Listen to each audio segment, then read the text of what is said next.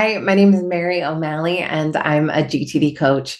And oftentimes, as coaches get asked, what tool should I use? Sometimes I'll be able to make a recommendation, but that is because I got to know you a little bit first.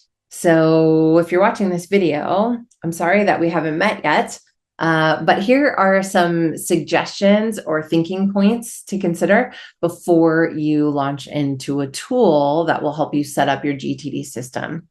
So the first thing is look at the other pieces in your system, your email, your calendar.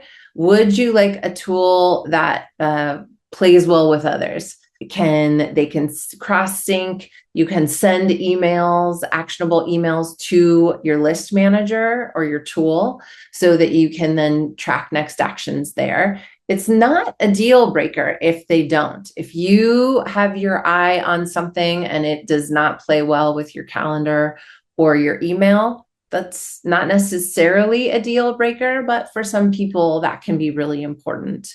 The other reason to consider that is just proximity. Sometimes having something one click away on your computer is really desirable, more so than having to open up a complete other app or a complete other website. So that's one thing to consider. Does it play well with others?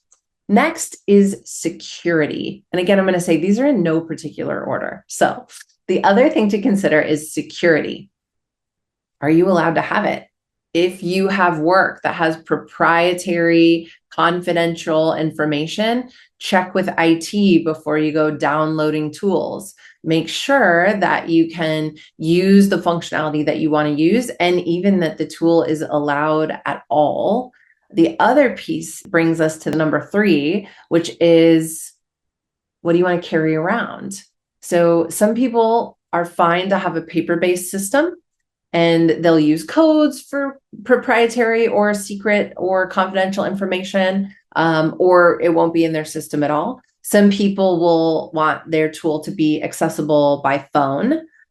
Some people will just want theirs to live on their iPad or their computer. That is completely fine. But before you go downloading something on your phone and it's going to have maybe work things on there, I would recommend you check with IT to see if you are allowed to do that before you get excited about it.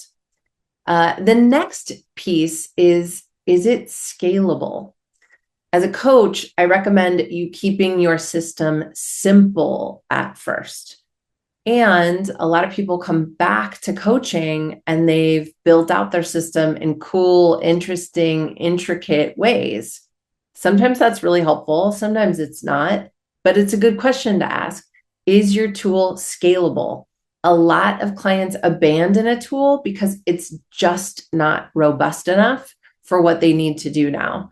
For an example on this, see my video of the conversation that I had with Mariko. The last thing to consider, and again, last in just my order, but not any particular order, is cost. How much are you willing to pay for a tool? Some tools are free. Some tools are free up to a point. That point being time. Maybe you get a couple months, or bandwidth. Maybe you get a couple projects. And then once you go beyond that, you got to start to pay. So investigate. Some tools are really not that much money a year. And some tools very much are. They're an investment. And my clients who use them feel that that's very worthwhile. So these are some things to investigate. I hope you found this video helpful. If you have another metric that helped you consider your GTD tool, please go ahead and put it in the chat below. I always like to hear what shows up for people. And if you haven't, please like and subscribe. For more GTD resources, visit davidco.com and David Allen's YouTube channel. To explore coaching, email info@gtdfocus.com or visit gtdfocus.com and click Talk to a Coach.